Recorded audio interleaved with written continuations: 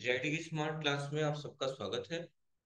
और चूंकि हम एडवांस टैली में थर्ड चैप्टर देख रहे हैं, और जिसका नाम है purchase and sales order management, और जहां हमने कल परचेज ऑर्डर दिया था, रिसिप्ट किया और रजिस्ट्रेशन आउट वाउचर का इस्तेमाल किया। अब जो चीजें शेष रह गई हैं, जैसे हमने 100 पीस का दिया था ना सैमसंग को, जिसमें 3 पीस वापस कर दिया तो बचा 97, तो वही 50 यानी 47। तो वही दो चीजें अब हमें कंफर्म हो गया ना कि इतनी चीजें अब हमें लेनी ही लेनी है, तो इसकी कहाँ एंट्री करेंगे? परचेज में एंट्री करेंगे। ठीक है, चलिए करते हैं फिर। तो वाउचर में आ जाएंगे और ये फाइन से परचेज वाउचर। इनवाइस नंबर दिया होगा। इनवाइस नंबर क्या दिया हुआ है?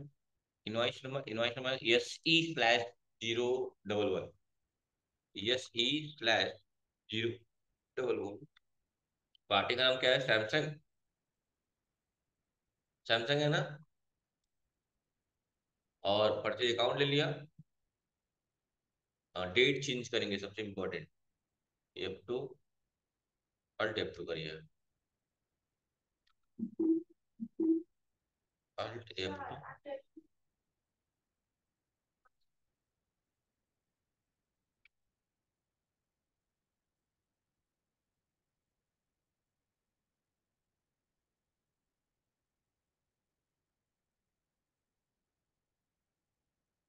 ये वाला ये डेबिट नोट है।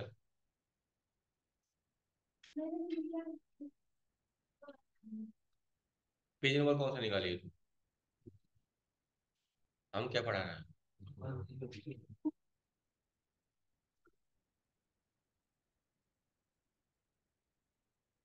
क्वेश्चन देख लो, फिर सर जी को गलत कहना। ठीक है। हाँ। तो क्वेश्चन में क्या दिया हुआ है कि अब हम जो ऑर्डर हमने कर लिया, एक्सेप्ट कर लिया है, तो उसकी एंट्री किस में करेंगे? परचेज में करेंगे, क्योंकि 3 पीस तो हमने वापस कर दिया था। देखो 47 क्वांटिटी बची और 50 बचा है। डेट चेंज करना मैंडेटरी है बाबू। डेट चेंज कर लेंगे तो क्वेश्चन आसानी से कर पाएंगे। इनवाइस नंबर है SC/011। इंटर करेंगे, पार्टी का नाम क्या रहेगा? Samsung electronic. इंटर करेंगे और परचेज अकाउंट। अच्छा। हाँ, कौन सा क्वेश्चन? परचेज कर चुके हैं क्या? चेक कर लेते हैं, शायद याद नहीं है मुझे। संडे आ गया था ना बीच में। हाँ। हाँ, हो चुका है, ये रहा। यही है क्या? हाँ, हो चुका है। इसीलिए तो आइटम आ नहीं रहा है। ठीक है, कोई बात नहीं, अगर ये हो गया उसके बाद से क्या करेंगे? और नीचे आएंगे, अगला देखेंगे। अगला क्या करना है हमें? ये हो चुका था। हाँ, सही कह रहा हूँ। और इसके करने के बाद यही पढ़ना है आज हमें। अगला परचेज करना है जो LG वाला है। ठीक है। सैमसंग वाला हो चुका है, अब क्या करना है? LG वाला करेंगे, क्योंकि सैमसंग वाला कर चुके हैं। ठीक है। अब इसका लेंगे LG/029 है क्या? 019 है। ठीक है। और पार्टी का नाम क्या है? नहीं नहीं, पार्टी का नाम क्या है? LG electronic. नाम से ही पता चल जा रहा है, इनवाइस नंबर से। और देखिए जैसे इंटर करते हैं ना, यहाँ हमारा ऑर्डर नंबर नीचे दिख रहा होता है। अगर ये अच्छा डेट भी नहीं सही होगा तो ये चीजें नहीं दिखेंगी, तो डेट सही करना बहुत जरूरी है। तो जैसे बेसिकली हमें यही देखना है कि जब हमने ऑर्डर किया है, जब परचेज में एंट्री करेंगे तो इस बात का विशेष ध्यान देना है कि आइटम अपने हाथ से नहीं डालना है, अपने आप आना चाहिए। अगर नहीं आ रहा है तो कोई गलती है, टीचर से पूछिए। ठीक है। तो जैसे ही मैं यहाँ से ऑर्डर नंबर लूंगा, 05 सेलेक्ट करूंगा, आप खुद देख सकते हैं। खुद देखिएगा, ये ऑटोमेटिक आइटम आ जाएंगे। देखिए नीचे आइटम आइटम आ चुके हैं, देखिए। और नियम यही है कि हमें आइटम डालना नहीं है अपने खुद से, क्योंकि हमने जब ऑर्डर नंबर मैच कराएंगे तो ऑटोमेटिक उस ऑर्डर नंबर में कितनी चीजें आपने ऑर्डर करी है वो चीजें आ जानी चाहिए आपके सिस्टम पे। बस हो गया। इंटर करके एक्सेप्ट कर ले।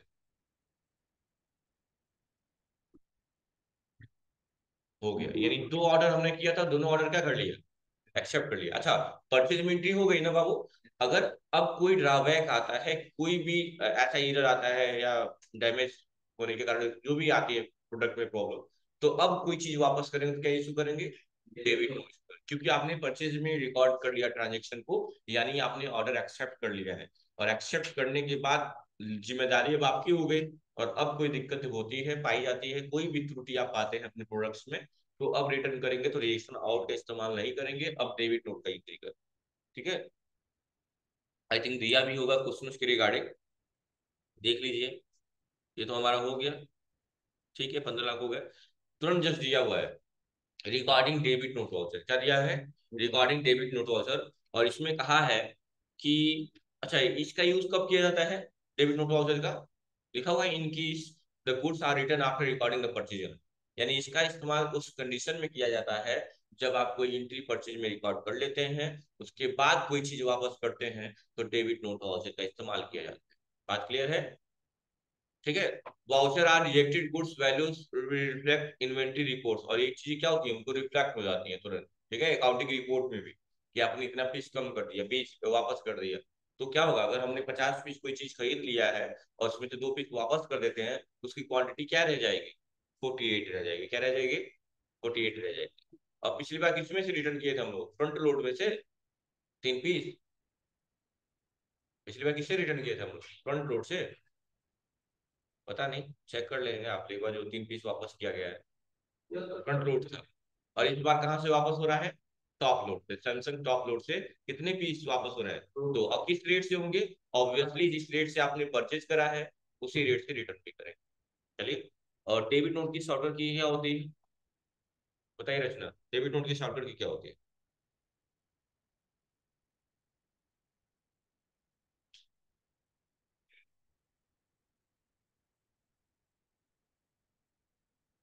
बस प्रियांशु बताइए डेबिट नोट की शॉर्टकट की, सुंदरम डेबिट नोट की शॉर्टकट की, ऋतिक, RTF5 होता है, बहुत बढ़िया। क्या होता है, RTF5, इसे क्या होता है, डेबिट नोट, देखिए सीधे सीधा डेबिट नोट खुल गया, और पार्टी का नाम ले लेंगे। अच्छा एक बात बताइए, किस पार्टी को रिटर्न करेंगे, जिससे आपने परचेज किया है, आइटम किस, कौन सी चीज कंपनी से बिलोंग कर रहा है, सैमसंग से, तो पार्टी का नाम भी क्या होगा, सैमसंग ही होगा। और यहाँ पे एंटर करेंगे, ओरिजिनल इनवाइस नंबर पूछा जाएगा। तो अब आपको दिमाग में रखना होगा, क्योंकि पर्ची हाथ में रहती है तो देख लेता आदमी ओरिजिनल इनवाइस नंबर क्या है, तो यहाँ लिखा हुआ है क्या, SE 0, तो हम भी लिख देंगे SE/011, यही है हमारा ओरिजिनल इनवाइस नंबर। एंटर किया, और यहाँ क्या ले लेंगे, लेजर में डेबिट नोट ले लेंगे, खड़े हो जाओ तो थोड़ा, कौन बोला है डेबिट नोट ले लेंगे, पंकज क्या लेंगे यहाँ पे,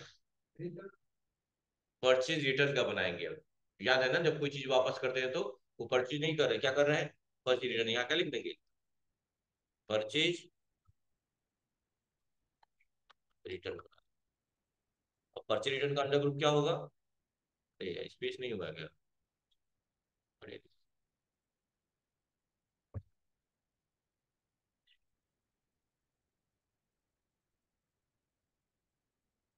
अब परचेज रिटर्न का अंडर ग्रुप क्या होगा, परचेज अकाउंट ही होगा, चाहे परचेज रिटर्न हो, परचेज लोकल हो, परचेज इंटर स्टेट हो, डजेंट मैटर, सारे के वही होने वाले हैं। और यहाँ आइटम का नाम क्या है, सैमसंग 6 kg टॉप लोड, देखो क्वांटिटी कितनी दिखा रही है, 50 दिखा रहा है, 50 से है।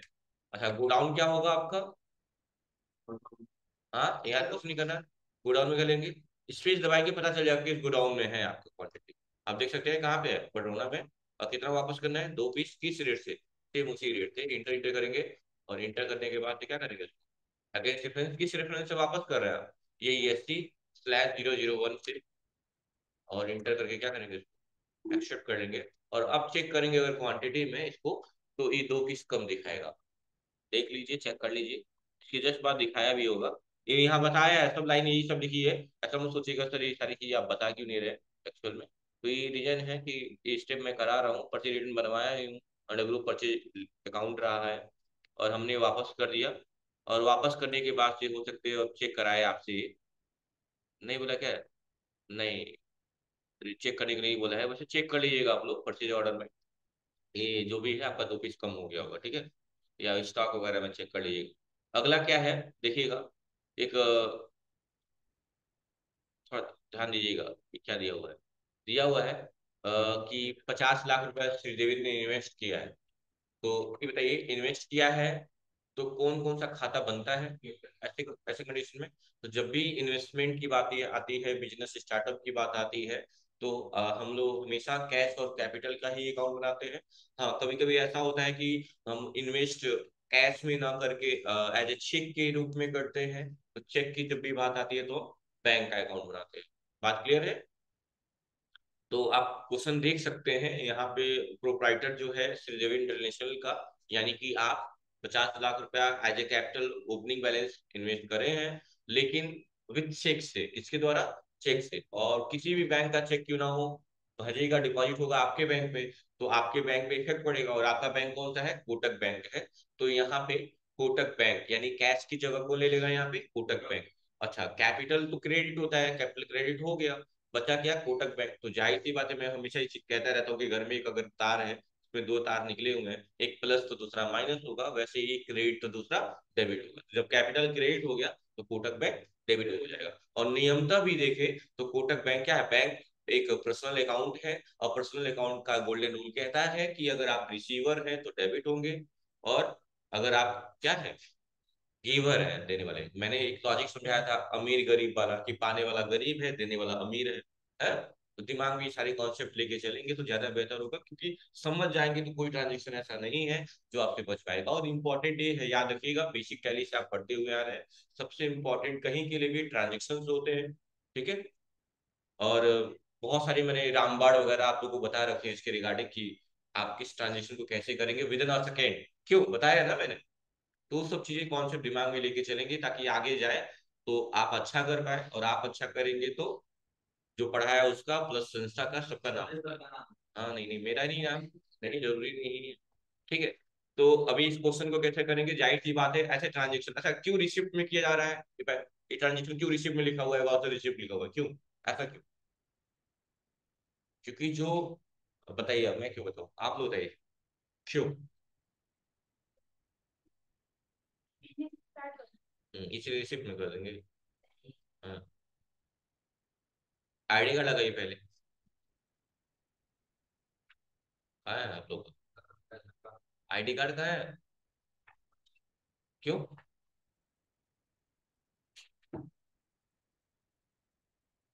चलिए, क्योंकि नियमता अगर देखा जाए तो हमने क्या किया, बिजनेस में इन्वेस्ट किया गया है। तो दो बातें होंगी, एक श्रीदेवी हो गया जो प्रोप्राइटर है, और ये आपका बिजनेस हो गया। और श्रीदेवी ने कितना इन्वेस्ट किया आपके बिजनेस में? 50 लाख। तो किसके हिसाब से हमें सोचना होता है? बिजनेस के हिसाब से। तो बिजनेस में पैसा आ रहा है कि जा रहा है? आ रहा है, आने को रिसिप्ट बोला जाता है, और जाने को पेमेंट बोला जाता है, यही ना। तो आ रहा है, बिजनेस में प्राप्त हो रहा है, इसीलिए किसी एंट्री करेंगे रिसिप्ट। तो चलिए, सब बना बनाया हो गई, बस हम बना लेते हैं। F6 से रिसिप्ट वाउचर। तो देने वाला कौन है? क्रेडिट कौन होगा? कैपिटल ना, प्रोप्राइटर कैपिटल। चूंकि नहीं बना है प्रोप्राइटर कैपिटल, बनाना होगा। तो क्या करेंगे? अल्ट सी, और क्या बनाएंगे? प्रो, शॉर्ट फॉर्म में प्रोप्राइटर को प्रोप लिख दिया, कैपिटल। और इसका अंडर ग्रुप क्या होगा? परचेज या सेल्स, क्या होगा? क्या होगा? नाम में ही सारी कहानी छुपी हुई है, बताया था मैंने, मालिक है, कैपिटल लगा रहा है, कैपिटल अकाउंट होगा, सारी चीज कैपिटल में ही है। दिमाग में रखिएगा। सेल्स कहाँ से हो गया भाई? सेल्स का सेल्स वही तो होता ही है। हाँ, सुने हैं। और अमाउंट कितना है? 50 लाख। 3 4 5 लाख हो गया, और ये 50 लाख हो गया। और डेबिट कौन हो जाएगा? कोटक। ये वो भी नहीं बना होगा, अर्ज सी करके क्या बनाएंगे?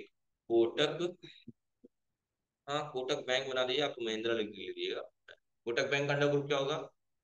नहीं तो हमको लगा डायरेक्ट एक्सपेंस बोल दिए। बैंक अकाउंट पूरा डिटेल अगर होगा, पिछले क्लासेस में दिया गया है बैंक डिटेल, सेकंड चैप्टर में है ना। तो सेकंड चैप्टर से डिटेल यहाँ डाल लीजिएगा, अकाउंट नंबर, आईएफसी कोड, हाँ, Swift code, bank name, branch, जो भी है सब मेंशन कर लीजिएगा। मैं ऐसे कर ले रहा हूँ। और इस ट्रांजेक्शन में कर लिया मैंने। एक्सेप्ट इंस्टेंट नंबर दिया होगा, इस इंस्टेंट नंबर का मतलब क्या होता है? चेक नंबर कुछ दिया है क्या? नहीं दिया है। नहीं दिया तो आप ऐसे एक्सेप्ट कर लेंगे, कि जब भी बैंक की बात आएगी वो जान रहा है कि कहीं ना कहीं इन्वॉल्वमेंट है चेक का, इसलिए देता रहता है, ठीक है। अगला क्वेश्चन आप देख सकते हैं, रिकॉर्डिंग पेमेंट वाउचर क्या है? पेमेंट वाउचर में क्या है? Payment voucher use to record the detail of all payment में थ्रू कैश और बैंक। पेमेंट वाउचर ऐसे ट्रांजेक्शन को रिकॉर्ड करता है, चाहे आपने किसी को पेमेंट दिया हो, चाहे वो कैश के रूप में दिया हो या बैंक के रूप में दिया हो। बैंक मीन्स चेक के द्वारा। इन केस आप परचेज ऑर्डर प्रोसेसिंग, यानी कि परचेज ऑर्डर प्रोसेसिंग के दौरान once the goods are received from the supplier, यानी एक बार आप चीजों को अगर सप्लायर से प्राप्त कर लेते हैं, if the goods if goods are in good condition, किस कंडीशन में आप एक्सेप्ट करते हैं कोई चीज, जब वो गुड्स किस कंडीशन में दिखता है आपको, अच्छा लगता है तभी ना, तभी आप खरीदते हैं। करें then the payment is made against the good received from the supplier, और जैसे ही वो चीजें आपको प्राप्त हो जाती हैं तो अब लाइबिलिटी ही बनती है कि आप अपने सप्लायर को क्या करें, क्या करें, पैसा दें, यानी कि पैसा देना मतलब पेमेंट करना, ठीक है। तुम क्यों ऐसा एक्सप्रेशन दे रहे हो जैसे लग रहा है कुछ कथा में सुना हो सत्यनारायण भगवान वाला, आ रहा है समझ में? हाँ तो यही सब थोड़ा सा, जैसे कहानी सुना जाता है दादी लोग सुनाते तो करते हैं ना, तो ऐसे बोला करिए आप लोग, नहीं करना है ना, जब मैं कुछ आ रहा है समझ में तो यस नो में जवाब देना है, ठीक है, कोई दिक्कत नहीं है ना यहाँ तक। तो अगला पेमेंट करना है कितने का, 21 lakh, 30,000, purchase made Samsung electronic को देना है, और ये पैसा दिया गया है चेक के बैंक के द्वारा, और चेक नंबर भी मेंशन किया गया है, ठीक है। तो सबसे पहले हम कहाँ जाएंगे, वाउचर चेंज करेंगे, या फाइव से पेमेंट, इसको, या फाइव से पेमेंट हो जाएगा। पेमेंट डेबिट कौन होगा, पाने वाला, यानी सैमसंग को क्या कर देंगे, डेबिट। पेमेंट करते वक्त हमारा हमेशा हमारा सप्लाई डेबिट ही होगा, क्योंकि वो पाने वाला हो जाता है। अगेंस्ट रेफरेंस में यही है, देखो अमाउंट भी दिखा रहा है 21,30,000 का, पूरा पेमेंट किया जा रहा है, और किस बैंक के द्वारा, देने वाला कोटक है। कोटक में पैसा था नहीं, था क्या, अभी जस्ट 50 लाख रुपए डाले है ना, वही हो गया, सीधे पेमेंट कर दिया, यानी 50 लाख निकाल उसमें से निकाल लीजिए, और चेक नंबर दिया हुआ है क्या, 14,006, और एक्सेप्ट कर लेंगे, हो गया, पेमेंट भी हो गया, सैमसंग का खाना क्रियाकलाप खत्म, यानी इससे हम ऑर्डर भी दे दिए, रिसीव भी कर लिए, रिजेक्शन भी कर लिए, अब परचेज भी कर लिए, और डेबिट नोट भी इशू कर लिए, और पेमेंट भी कर दी, उसकी कहानी खत्म, और बचा है एलजी, ठीक है। देखते हैं आगे क्या कह रहा है करने के।